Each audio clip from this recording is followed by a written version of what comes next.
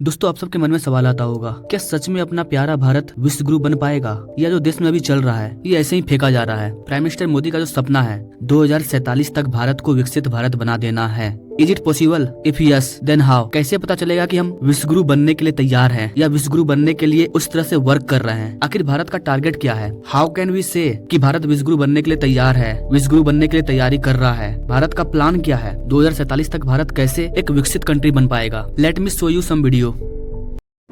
The most unprecedented transformation in the history of the free world is what India is going through today. And I know it's a strong statement, and I'll back it up with a few numbers and where my thought is coming from. The total FDI I've received in my history from 1947 has been about $950 odd billion. 532 of them has come in the past 90 months. Let me tell you more. It's come from 162 countries. It's a global record. And let me tell you, for 8 consecutive years from 2015, we set up a new FDI record for ourselves every year. Even in the midst of the lockdown in 2022, the most unprecedented lockdown in human history, you received your highest ever FDI of $83.5 billion. Highest ever. Let me tell you the second part of your FDI. It's come across 61 sectors, a global record. The breadth of opportunity which India presents today is unprecedented. No other country in the world has got an FDI across 61 sectors, and that number is increasing. Remember I told you the most unprecedented transformation? It's just started. And let me tell you the third part to that. To me, which is the most gratifying. It's come in 31 states and union territories of India. The new engine of India, the new growth of India is bottom up.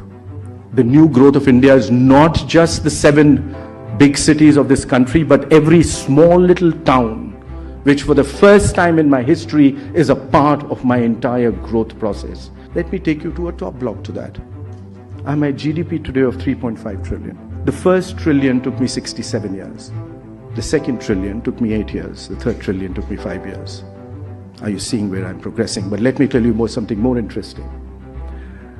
From 2015 until now, that is what? We are 9 years. I moved ahead of Russia, Italy, Brazil, France, UK from number 10 to number 5 in size of my GDP. I'm knocking at Germany. By the end of this year or early next year, I become number 4. And before the pandemic, I was the fastest growing large economy on the planet. And after the pandemic, I am the fastest growing large economy on the planet. This story, ladies and gentlemen, has just begun.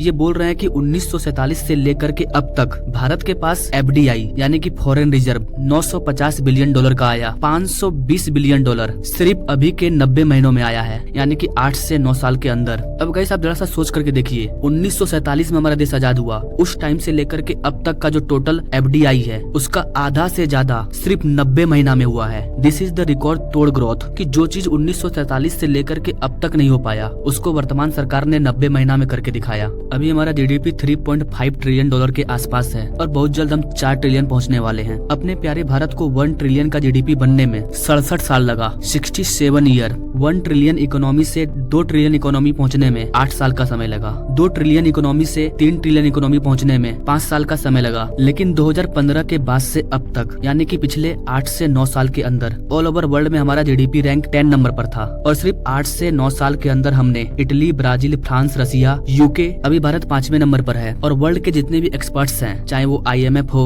World bank हो, ये जितने भी experts हैं, इनका prediction है कि जिस रफ्तार से भारत ग्रो कर रहा है, भारत कुछ साल के अंदर 2 से 3 साल के अंदर वर्ल्ड की 3rd इकोनॉमी बन जाएगा। और इसके बाद भी भारत यहीं पर नहीं रुकने वाला है। मुकेश अंबानी का क्या कहना है, आप ये क्लिप देखिए। श्री नरेंद्र भाई Modi ji, when you speak, the whole world not only listens but applauds you. My friends abroad ask me, what is the meaning of the slogan millions of Indians are chanting, Modi hai to mumkin hai. I tell them it means India's Prime Minister makes the impossible possible with his vision, determination and execution. They agree and they also say Modi है तो मुमकिन है। मुकेश अंबानी ये बोल रहे हैं कि 2047 आते आते भारत 35 ट्रिलियन का इकोनॉमी बन जाएगा। जी हाँ गाइस, 35 ट्रिलियन डॉलर, और 35 ट्रिलियन इकोनॉमी के आसपास में अभी यूएसए है, यानी हम यूएसए को भी टच कर जाएंगे। This is the big statement given by Mukesh Ambani. पूरे कोविड-19 के दौरान सबसे ग्रोइंग कंट्री कोई था तो वो भारत था, और उसके बाद भी सबसे ग्रोइंग कंट्री भारत ही है। ये रिपोर्ट बता रहे हैं, IMF वर्ल्ड रिपोर्ट, ये जितने भी रिपोर्ट है ये मैं भारत के रिपोर्ट के द्वारा नहीं बता रहा हूँ, ये वर्ल्ड रिपोर्ट बोल रहे हैं। और ये सब अभी सिर्फ शुरुआत है, it just starting of India.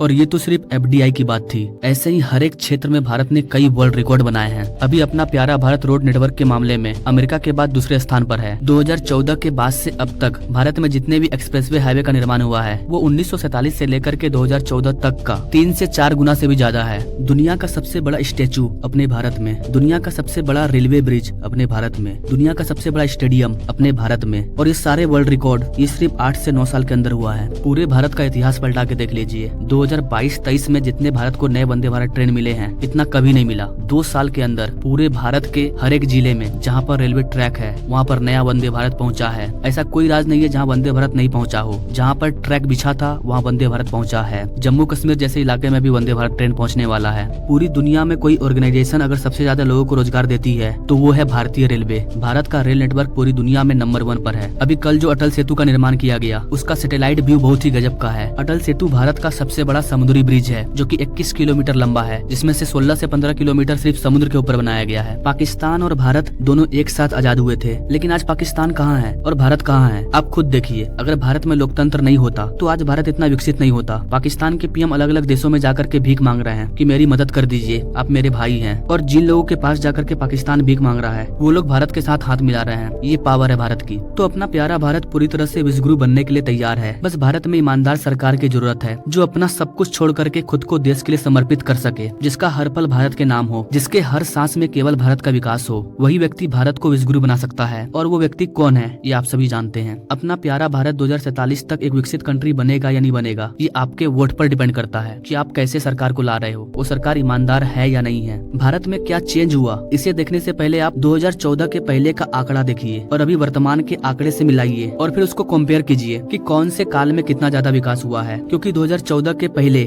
10 साल तक कांग्रेस की सरकार थी और 2014 के बाद से अब तक यानी कि 10 साल तक बीजेपी की सरकार थी। दोनों को 10-10 साल का मौका दिया गया और आप कंपेयर करके देख लीजिए उनके 10 सालों में क्या चेंज हुए, इनके 10 सालों में क्या चेंज हुए। सबको खुश रखना ये इम्पॉसिबल है। 140 करोड़ आबादी और इट इज इम्पॉसिबल कि 140 करोड़ व्यक्ति खुश हो जाएं, ये इम्पॉसिबल है। लेकिन अगर इसमें से 100 करोड़ आबादी भी खुश है तो समझिए भारत ग्रो कर रहा है।